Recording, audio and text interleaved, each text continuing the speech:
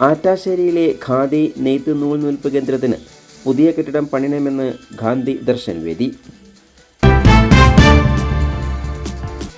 കരിമ്പുഴ ഗ്രാമപഞ്ചായത്തിലെ ആറ്റാശ്ശേരി ഖാദി നെയ്ത്ത് നൂൽനൂൽപ്പ് കേന്ദ്രത്തിൻ്റെ കെട്ടിടം ഇന്ന് ജീർണാവസ്ഥയിലാണ്.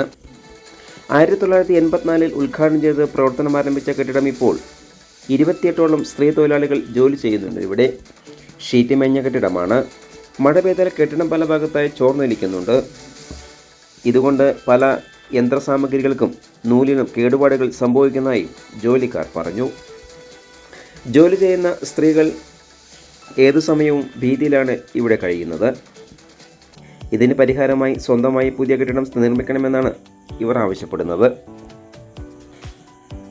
എന്നാൽ പുതിയ കെട്ടിടം നിർമ്മിക്കാൻ ഫണ്ട് ലഭ്യമാക്കുന്നതിന് VK ശ്രീകണ്ഠൻ MPക്ക് നിവേദനം നൽകുവാനും ഇവർ തീരുമാനിച്ചു. ഗാന്ധി ദർശൻ വേദി നിയോജക മണ്ഡലം ചെയർമാൻ PC കുഞ്ഞിരാമൻ അധ്യക്ഷത വഹിച്ചു.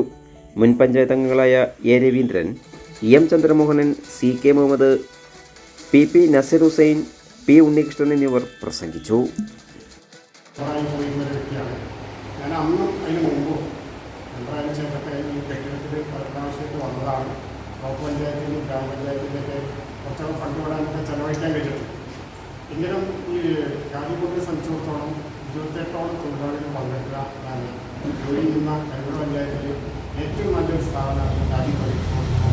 പക്ഷേ നമ്മളെ സംബന്ധിച്ചിടത്തോളം ഇപ്പോൾ ഇതിൻ്റെ സ്ഥിതി വളരെ ദയനീയമാണ്. കാരണം ഇത്രയും സ്ത്രീകൾക്ക് തൊഴിൽ കൊടുക്കുന്ന സ്ഥാപനം കരിമ്പുഴ പഞ്ചായത്തിൽ വേറെ എവിടെയെങ്കിലും ഉണ്ടോ എന്ന് ചോദിച്ചാൽ ഇല്ല എന്നുള്ളതാണ് സത്യം.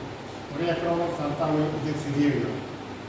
ഇവിടെ ജോലി ചെയ്യുമ്പോൾ ഞാൻ മനസ്സിലാക്കിയോളം ഇവിടുത്തെ കെട്ടിടം. കൂടുതൽ വാർത്തകൾക്കായി നാട്ടുവിഷൻ ചാനൽ സബ്സ്ക്രൈബ് ചെയ്യൂ.